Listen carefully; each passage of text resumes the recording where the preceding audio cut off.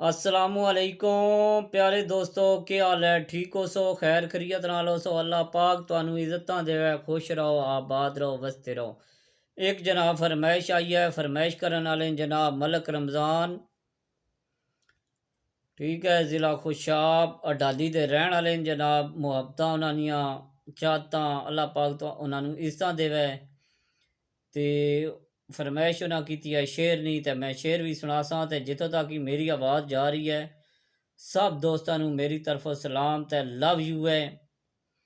तो जनाब वो शेर होन सुनाना मलक साहब हो आना।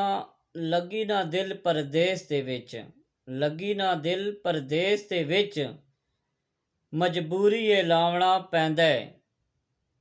जदों वतन छोड़िया है रिज़क दी खातर, वत रिज़क कमावना पैंदा है।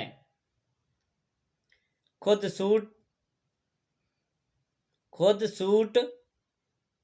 पाया है कम वाला, नित धो के पावना पैंदा है।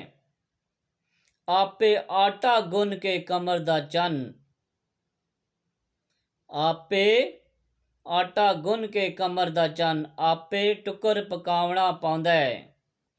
मतां समझें शौक तू फुटे असां विच परदेस ते आके, असां रुख परदेस दा तकिया है।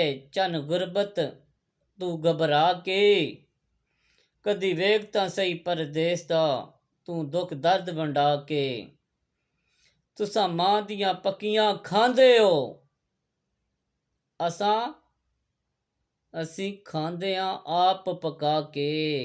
लव यू मलक रमज़ान साहब, लव यू हो गया। मुहब्बतां याद रखना। जे वीडियो अच्छी लगे कमेंट चो लाजमी मैंशन करना, कमेंट करना मैं तो वीडियो अगे जनाब लाजमी शेयर किया करो। जितने भी मेरे दोस्त अहबाब चाहन वाले मुहब्बतां करन वाले जिथे भी हैं, पाकिस्तान चो नो या पाकिस्तान दियां बाहर दियां कंट्रियां बिच नो, जनाब मेहरबानी तुहाडी बहुत बहुत शुक्रिया जेह्ड़े मैनू सपोर्ट कर रहे हो। इतनी मेरी तो इतनी सोच ही नहीं सी।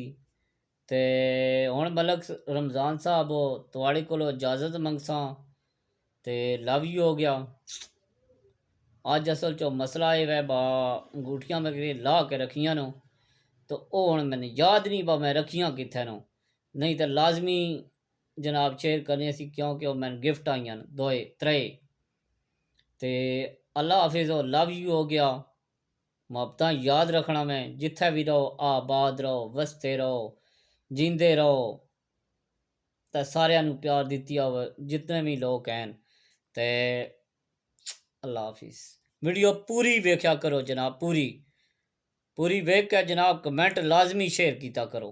तो हुण तुहाड़े कोल इजाज़त मंगसां। अल्लाह हाफिज़।